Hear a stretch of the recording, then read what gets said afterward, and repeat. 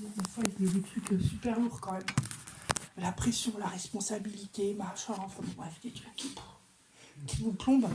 Puis on a décidé de lâcher ça, de lâcher à la croix, mais puis après Dieu a mis, on a eu tout un process.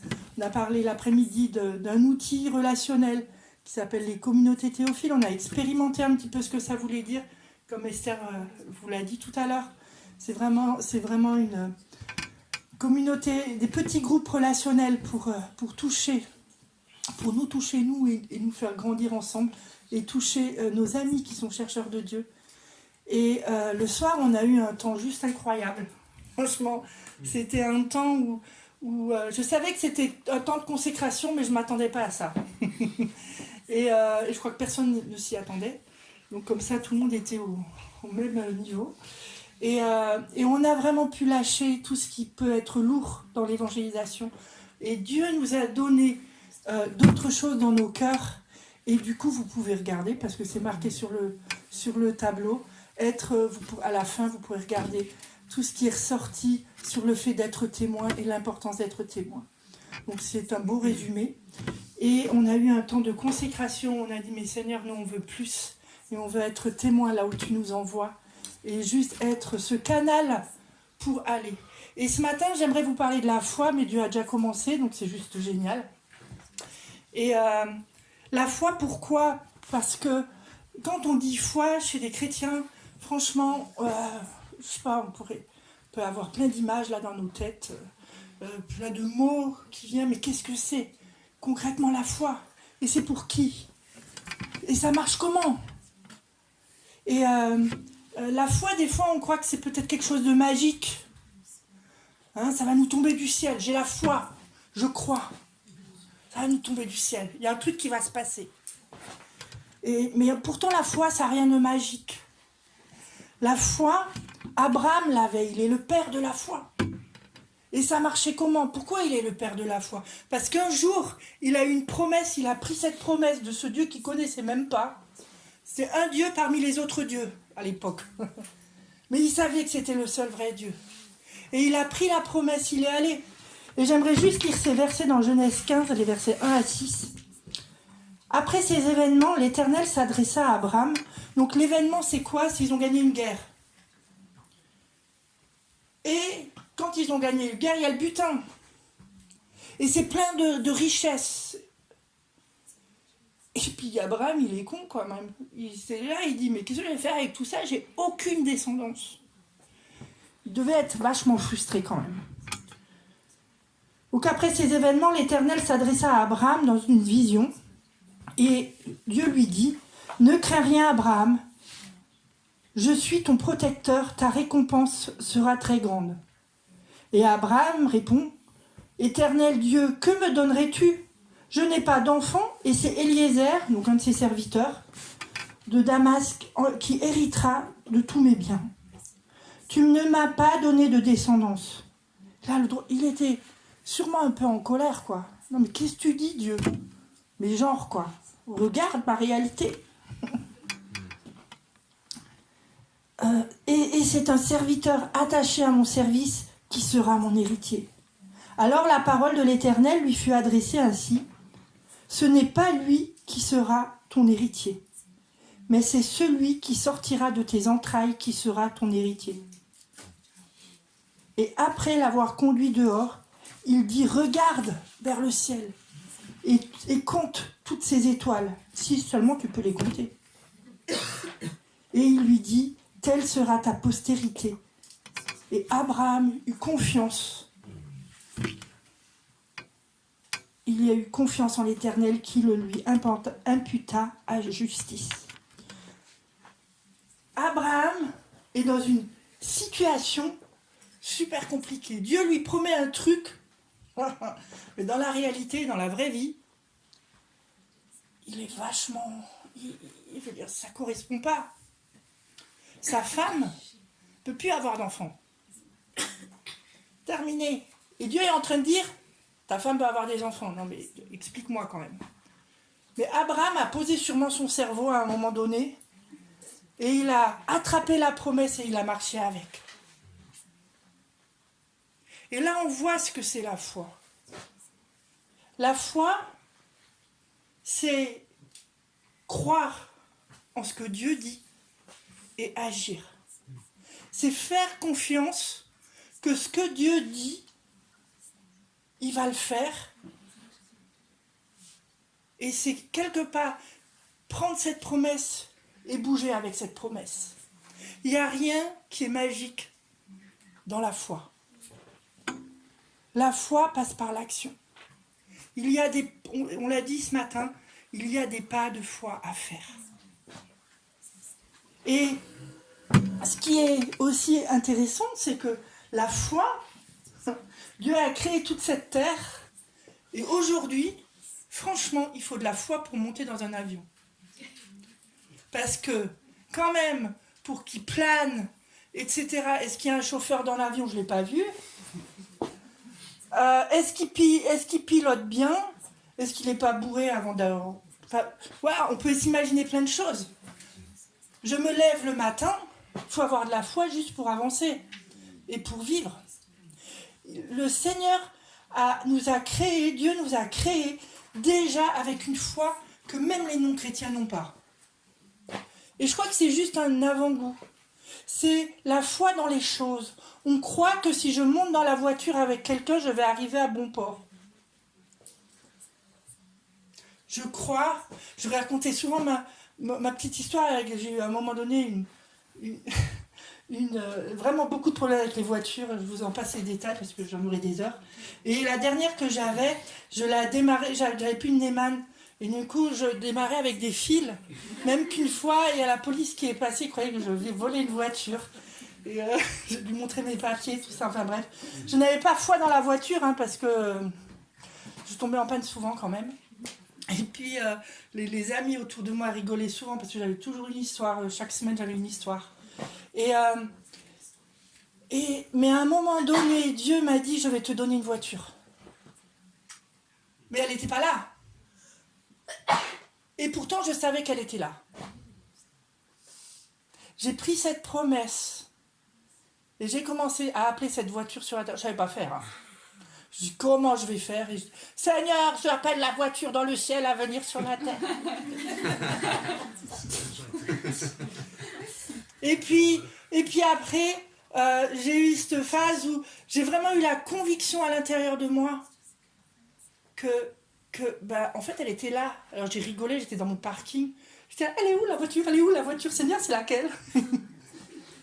et quelques semaines après, j'ai des amis qui sont venus et qui m'ont dit, choisis ta voiture. Et nous, on paye. Bon, je vous passe, hein, là, je l'ai vraiment raccourci. Mais c'est juste pour dire, Dieu m'a promis une voiture. Je ne suis pas restée statique. J'ai commencé à mettre ma foi en action. Et il y a quelque chose, c'est-à-dire je faisais confiance que Dieu allait me donner, mais j'ai aussi commencé à déclarer des choses.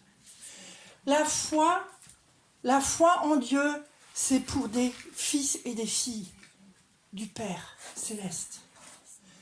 Et là, on sort de juste notre humanité sans Dieu.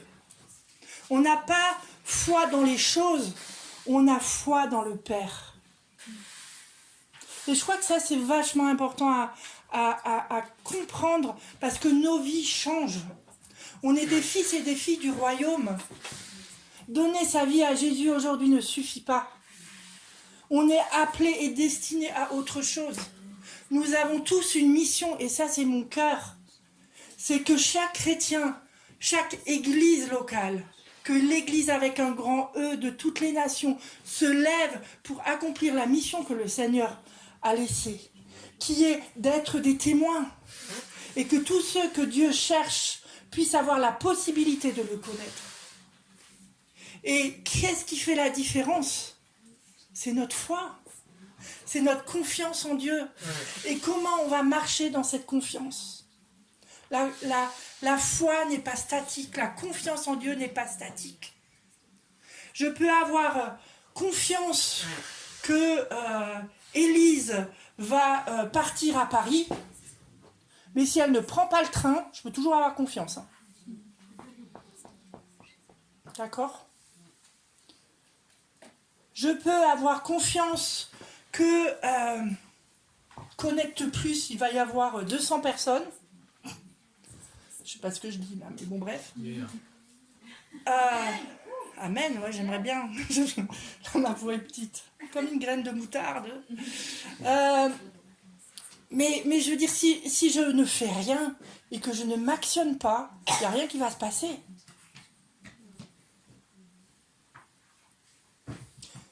Et comme ça, c'est pour tout. Et là, il y a quelque chose qui se joue. Jusqu'à quelle heure ? Ok. Là, il y a quelque chose qui se joue. C'est quelle est la différence entre la foi, la confiance en Dieu et mes attentes.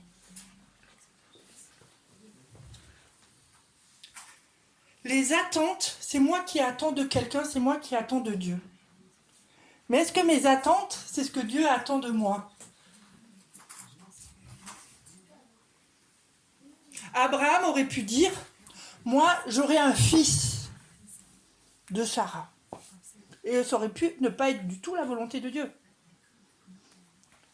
C'était une de ses attentes. Combien d'attentes on a dans nos vies qui ne sont pas conformes à ce que Dieu veut pour nous. Et là, on est déçu. Et la déception tue la foi. Il ne faut pas rester dans la déception. La déception a été créée par Dieu, je le crois. Mais rester dans ces émotions fortes nous tue à petit feu. C'est pour traverser quelque chose et nous donner de l'énergie pour autre chose. La déception montre juste qu'on est face à nos attentes humaines et qu'on doit se confier en Dieu pour avoir son cœur à lui et marcher avec. Et son cœur à lui, ce n'est ni plus ni moins que ses promesses. Et je crois que l'histoire de l'école n'est pas finie. Mais très souvent, il faut que ça meure. Et qu'est-ce qui doit mourir ? Nos attentes. Comme nous, on l'a conçu. Et puis tout d'un coup, ça regerme. J'en ai monté des projets. Le dernier, c'était un réseau d'échange de services à visée sociale et solidaire. Je vous promets qu'encore aujourd'hui, des fois, j'en pleure. Pourquoi ? Parce que c'était pour aujourd'hui. Et j'ai dû arrêter pour différentes choses, pour différentes raisons. Aussi parce que Dieu me l'a demandé. Surtout parce que Dieu me l'a demandé, sinon je n'aurais pas arrêté. Mais aussi parce que il y avait personne pour reprendre. Et ce projet qui commençait à avoir un impact sur le quartier a dû mourir. Et je sais qu'il y a quelque chose qui va rejaillir à un moment donné. Sûrement pas à travers moi. Quoique, mais je pense pas. Mais même si c'est à travers quelqu'un d'autre, je dis oui et amen.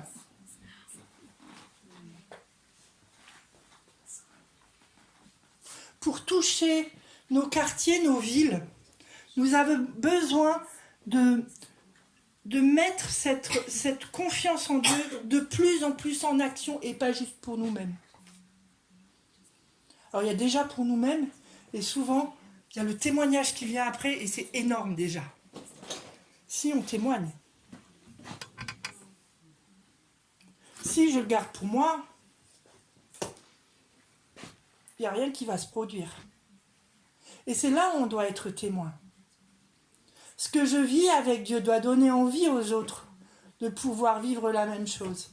Je racontais ce week-end ce témoignage où entre Noël et Nouvel An, je choisis toujours de prendre 3-4 jours juste pour moi et pour le Seigneur. Et j'étais à Roanne, une ville où je connais personne. S'il vous plaît, au moins je suis tranquille. Et je dis à personne où je vais, comme ça au moins je suis tranquille aussi. Et puis là, je suis arrivée, j'avais des migraines sur migraines sur migraines sur migraines. Enfin, je m'en sortais pas.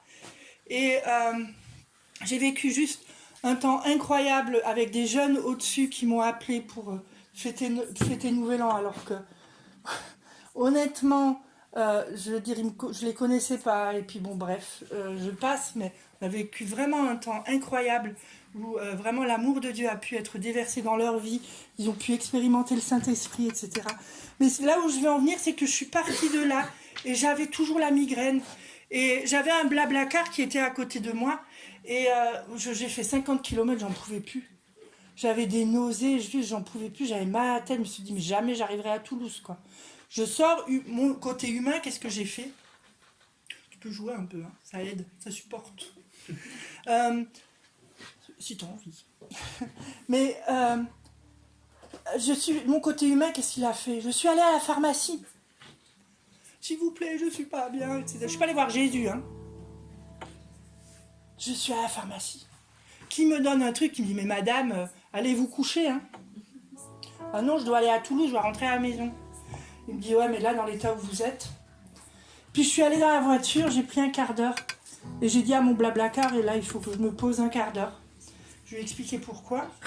Et dans ce quart d'heure-là, j'ai vécu quelque chose de très fort avec Jésus. J'ai vraiment appelé Jésus. J'ai dit, là, s'il te plaît, j'ai confiance que tu es capable de me guérir. Il a fait avec moi le tri de mes pensées qui m'ont libéré un peu de la pression dans ma tête. Et j'ai vécu cette intimité avec lui à un moment donné. Et la Blablacar, tout d'un coup, elle m'a tapé sur l'épaule. On y va? Oh mince, moi j'étais bien avec Jésus. Et quand je suis revenue, j'ai ouvert les yeux. Ma migraine avait disparu. Mon humeur était revenue, mon peps était revenu. Et puis moi je dis rien, j'étais super contente, je roule, je papotais de nouveau. Et c'était complètement silencieuse à ce moment-là, parce que je me concentrais. Et là, la Blablacar, elle me dit, mais qu'est-ce qui s'est passé dans ton quart d'heure là de pause? Parce que quand même, t'étais pas bien avant, tu parlais pas, et là, tu fais que parler. Là, j'avais le choix de dire, oh, mais rien. Et là, je mentais en plus. Non, je vais juste choisi de lui raconter. Et qu'est-ce qu'elle avait dans la conversation, on a eu le temps hein, jusqu'à Toulouse, et elle me dit, mais tu crois qu'il peut faire un truc pour moi là, pour ça? Je dis, bien sûr. Et je me suis pas cassé la tête avec la même simplicité de comment moi je cause à Dieu, j'ai fait avec elle. Il faut arrêter de croire qu'il y a des recettes. Dans l'évangélisation, dans le fait d'être témoin, il n'y a pas de recette. Et je veux vraiment briser ce mensonge qui dit qu'il y a des plans, qui dit qu'il y a un process, qui dit que l'évangélisation, le fait d'être témoin, c'est juste pour les évangélistes. Arrêtons. Dieu a appelé, Jésus il a appelé tous les chrétiens à être ses témoins. Et il nous place dans une ville, il nous place dans un quartier où nous logeons. Il nous place dans un boulot. C'est lui. C'est pas juste parce que il y avait que ça. Il y a de l'impact. Si Dieu veut pas que tu sois là où tu es, il ferme la porte. Point en fait. Next.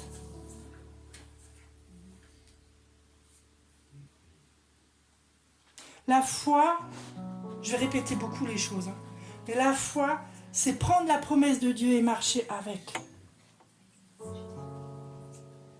Et parfois, dans nos pas de foi, on va se tromper. Et ça va.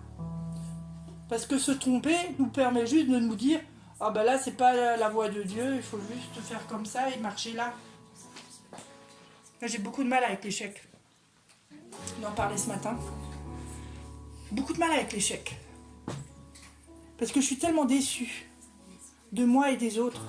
Très souvent de moi plus que des autres. Plus facile de dire que c'est les autres.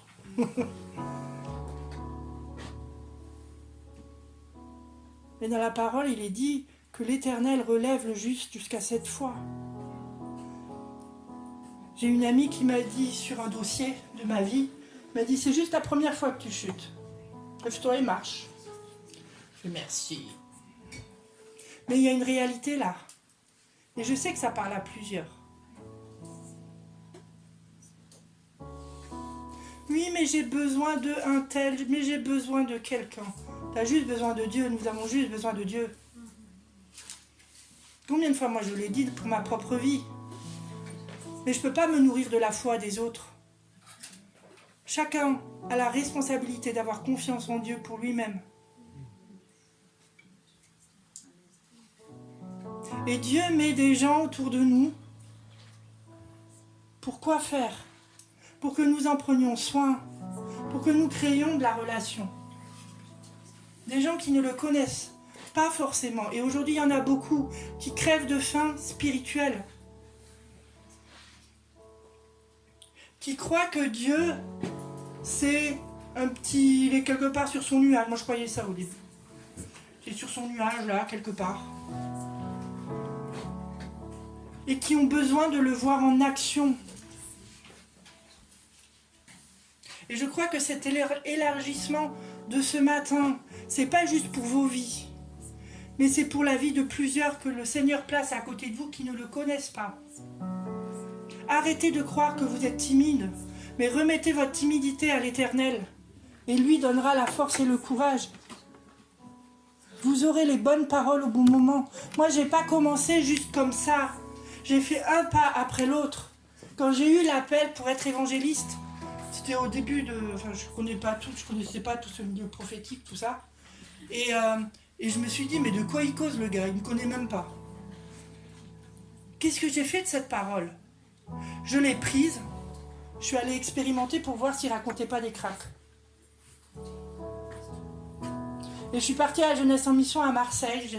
J'habitais en Alsace. Et d'abord, on m'a expliqué ce que c'était le Saint-Esprit.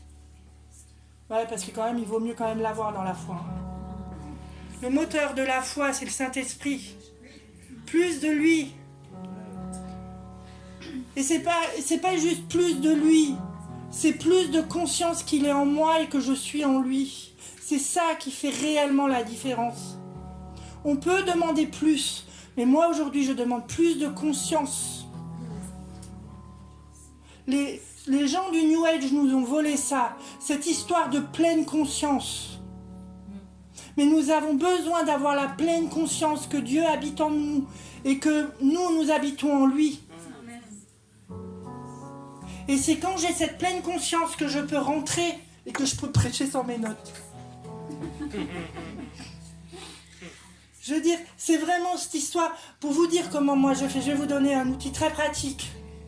Et je disais ça aussi ce week-end, mais bon, je peux pas... Mais je vois parfois juste la silhouette de Jésus. Et je fais ça chez moi. Hein. Et il y a des jours où j'ai pas envie de sortir de chez moi. Parce que je sais que je vais rencontrer des gens qui m'ennuient. Mais que Dieu aime. Je travaille dans l'église. Bon, bref. Et juste, je dis, mais Seigneur, moi je pars pas sans toi. Salut. Je pars pas sans toi. Et je vois cette silhouette de Jésus. Et juste, je dis, je me mets en toi. Et je savoure juste le fait d'être en lui. Ma journée change.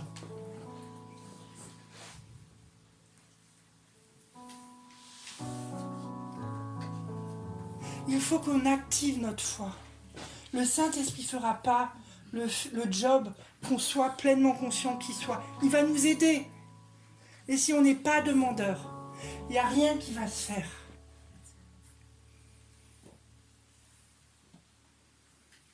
Et je sens vraiment, depuis hier soir, ce cri, merci Seigneur, il m'a laissé dormir, mais ce cri de la terre et ce cri du ciel qui est là, ce cri de Dieu qui est, mais punaise, il y en a qui crèvent dehors. Excusez-moi du mot, mais c'est la réalité. Aujourd'hui, le peuple de Dieu doit manifester le royaume à l'extérieur. Le royaume, il est invisible. La foi sert à rendre... Là, je ne vous donne pas tous les versets, mais vous voyez bien où c'est dans la parole, et sinon je pourrais vous les donner ultérieurement. Mais la foi sert à quoi? À rendre l'invisible visible. Il y a des choses, cette voiture, elle existait dans l'invisible. Et elle est venue sur la terre. Et je vous promets, je roule avec, elle a 100 000 km. Je l'ai eu à 22 000. Il y a une réalité pour laquelle nous devons nous saisir.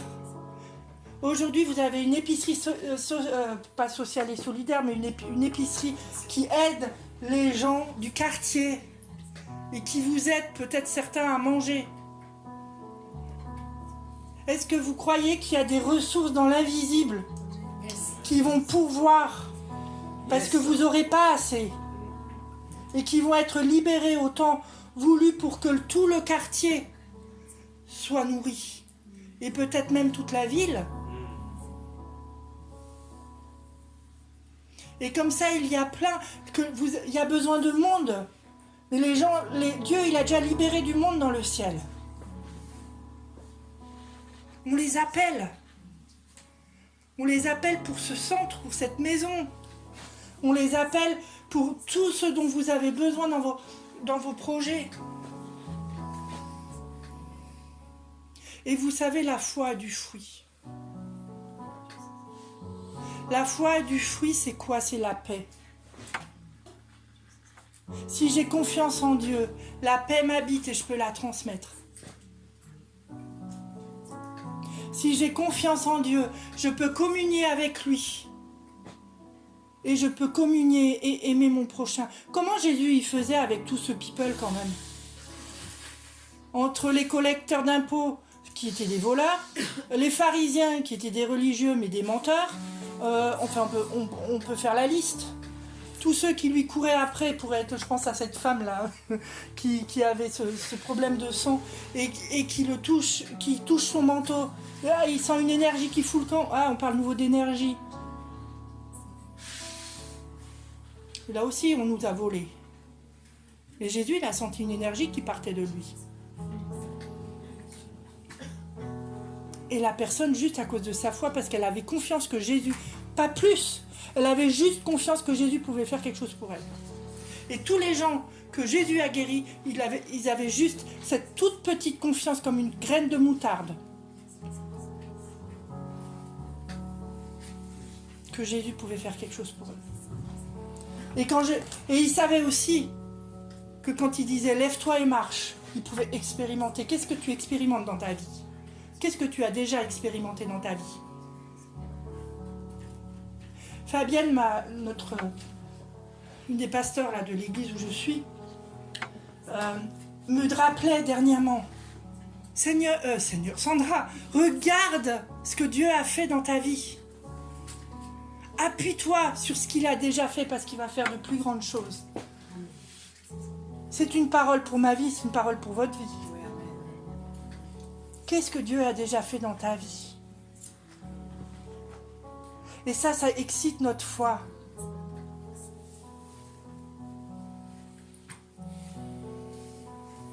Je voudrais juste conclure en faisant un appel et d'aller un petit peu plus loin que ce qu'on a fait tout à l'heure. Tout à l'heure, on s'est avancé pour nous-mêmes. Et c'est important de le faire. Et je répète ce que j'ai dit pendant la journée d'hier. Chez vous, la force, c'est dans le collectif. C'est le fait d'être ensemble. Pourquoi? Parce que c'est comme ça que la foi va se multiplier. La présence de Dieu parmi vous, la guérison, toutes ces choses-là dont vous avez besoin vont se multiplier. Et individuellement, vous pourrez aller. Parce que vous savez que vous avez le soutien de vos frères et de vos sœurs. Alors ce matin, le Seigneur, il veut faire peut-être alliance avec vous. Enfin, pas peut-être, sûrement. Mais pour certains, c'est en train de résonner dans vos cœurs. Il veut faire une nouvelle alliance. Peut-être que vous ne le connaissez pas. Ou juste intellectuellement. Mais vous dites, mais ça, moi, je veux le vivre. C'est la foi dans les finances. La foi, c'est pas juste spirituel. C'est des choses très concrètes. Quand au 10 du mois, on n'a plus rien, c'est une réalité. Qui le vit, ça? On est bien d'accord? Et pourtant, Dieu pourvoit aussi là-dedans. Parce que Dieu est fidèle et il prend soin de ses enfants. Dieu veut faire alliance avec nous pour nos propres vies, mais pour qu'on soit un témoignage pour les autres et dire c'est possible, Dieu pourvoit. Je l'ai expérimenté, on ne peut pas revenir sur ton témoignage. Sur le blabla, on peut revenir. Sur le témoignage, on ne peut pas revenir. Et peut-être que Dieu te dit aujourd'hui, oui, mais moi je vois un tel en train de mourir. Il est tellement dans la galère et en plus il ne connaît pas le Seigneur. Et Dieu veut te donner aussi une dose de foi supplémentaire. Te montrer comment agir, comment être avec lui à ses côtés. Je propose juste qu'on se lève.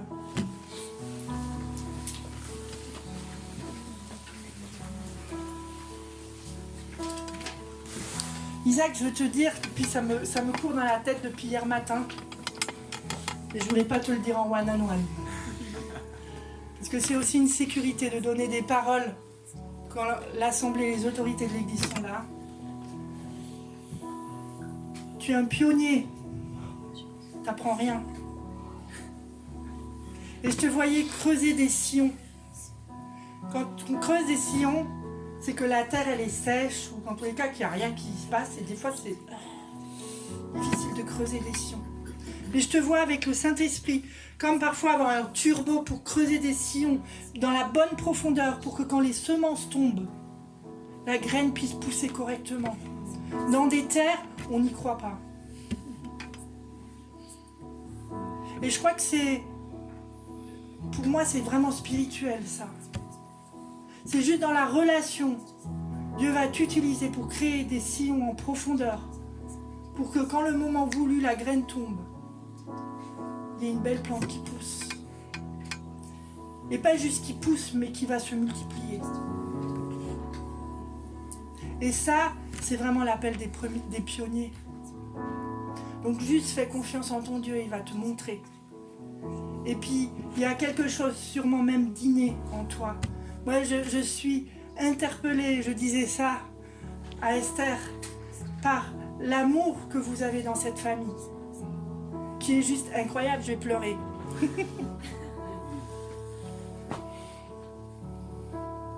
Et en ça, quelque part, en famille, vous frayez ces sillons-là. Vous vous en rendez même pas compte, si ça se trouve. Et quand je te vois prendre ta sœur dans les bras, je ne peux pas savoir comment c'est guérissant.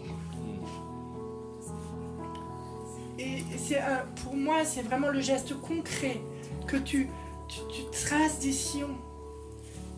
Et la puissance pour créer ces sillons, c'est ta relation, ton intimité avec Dieu et avec le Saint-Esprit. Et juste de lui faire confiance que lui va faire. Toi, tu n'as rien à faire. Tu as juste à être et à vivre. Donc Seigneur, merci pour ça. Merci pour ça te parle. Merci pour Isaac. Je te prie, Seigneur, de vraiment continuer à le faire grandir dans ton intimité. Fais-le grandir dans ta confiance en lui, dans votre confiance, là, qui est vraiment une accélération dans cette intimité. Je veux bénir ton intimité avec Dieu, avec le Saint-Esprit. Une dose de foi supplémentaire, Seigneur. Une dose de foi supplémentaire. Et je te voyais, Théo, aussi hier matin. J'ai rien dit. J'attendais que le Seigneur me donne le feu vert. À travers la louange, tu vas vraiment, et tu l'as fait ce matin, mais je pense que tu vas aller bien plus loin. Tu vas libérer des choses dans le cœur des gens, des destinées, juste en disant, en parlant, en donnant le cœur de Dieu. Mais pas juste avec des chrétiens, mais aussi avec des chercheurs de Dieu. Et juste fais confiance. Déconnecte ton cerveau, continue à déconnecter ton cerveau pour que vraiment les mots de Dieu viennent, les gens entendront. Même si pour toi c'est des mots religieux, on s'en tape. Dieu, il sait les mots qu'il te met dans ta bouche. Et il va y avoir de réels impacts. Continue à faire grandir ça. Et des personnes vont vraiment être touchées par juste ce que tu libères. Et comment tu fais aussi intervenir les gens et se positionner. Donc juste fais confiance, que vraiment la confiance de Dieu grandisse dans ta vie. Cette intimité avec le Père, le Fils et le Saint-Esprit. Et juste go, encore plus, parce que tu es en route. Et je veux vraiment bénir ton cœur. Et il y a des personnes parmi vous qui ont besoin de refaire alliance.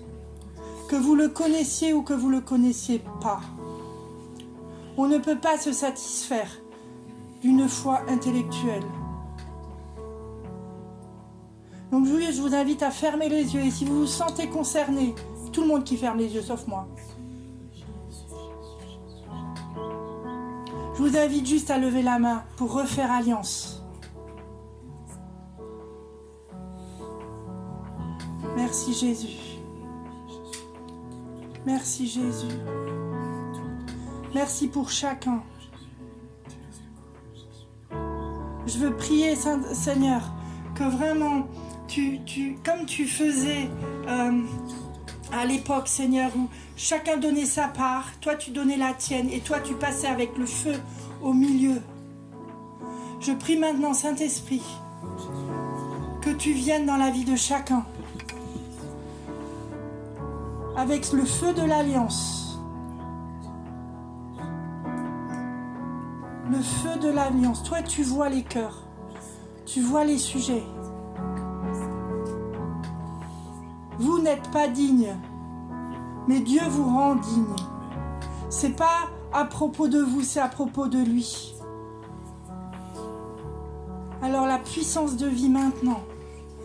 La puissance de vie maintenant. Une nouvelle dose de foi. Une nouvelle dose de foi, Seigneur.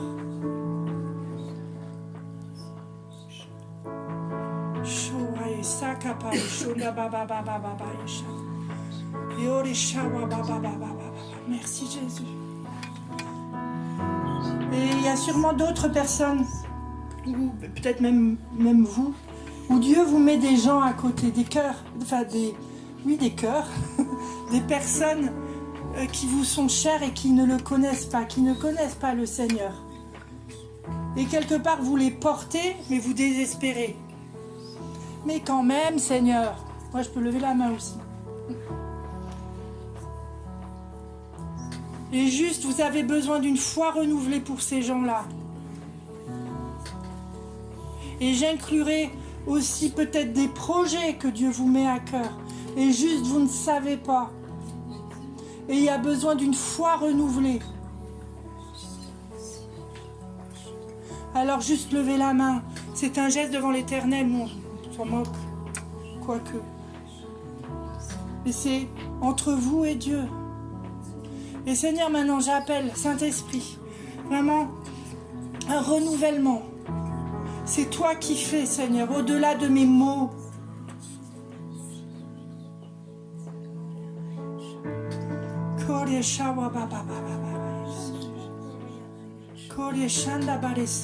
Merci pour la nouvelle portion de foi, de confiance en toi. C'est quand même dingue, Seigneur. Toi, tu as confiance en nous. Et tu nous donnes cette portion de foi nouvelle pour que nous puissions avoir confiance en toi. Alors merci pour ce que tu es en train de donner. La bonne portion à chacun. Et je prie que cette portion ne soit pas perdue, mais qu'elle puisse se multiplier dans les cœurs. J'appelle vraiment la multiplication dans ce lieu. La multiplication de foi. La persévérance, un des fruits de la foi. La persévérance jusqu'à la victoire. Le fruit de la patience. Merci Seigneur. Et je bénis votre cœur d'intercesseur et d'adorateur.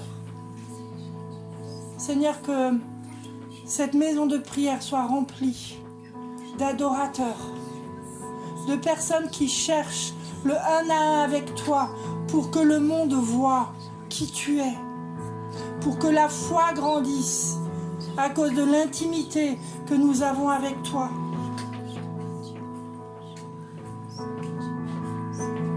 Vous allez rentrer vraiment, je crois, dans une nouvelle dimension. Cette église l'a déjà vécu, des gens de l'église ont déjà vécu, les fondateurs de cette communauté l'ont déjà vécu. Ce centre a été bâti sur la foi. Mais il y a quelque chose de nouveau que vous allez vivre, pas comme avant.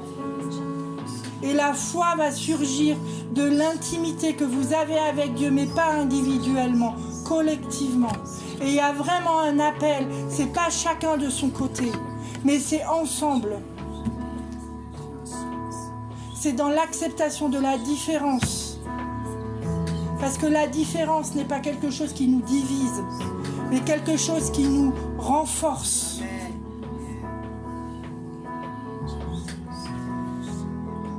Merci Seigneur pour le potentiel qu'il y a, que tu as mis, toutes ces personnes qui sont là pour marcher avec toi.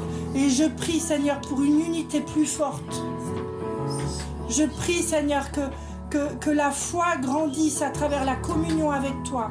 Et que du coup ça fait boule de neige parce que la communion va fortifier et du coup il y a un appel à la communion. Et du coup le fait d'aller, ça sera très facile de dire.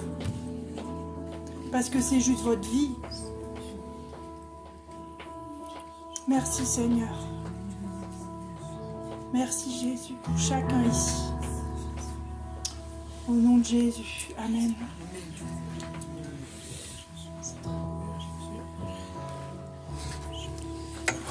Merci beaucoup Sandra pour ce que tu as déposé ici ce week-end. Je sais que ça va apporter du fruit. Amen. Ça apporte déjà dans mon cœur, mais ça va aller plus largement.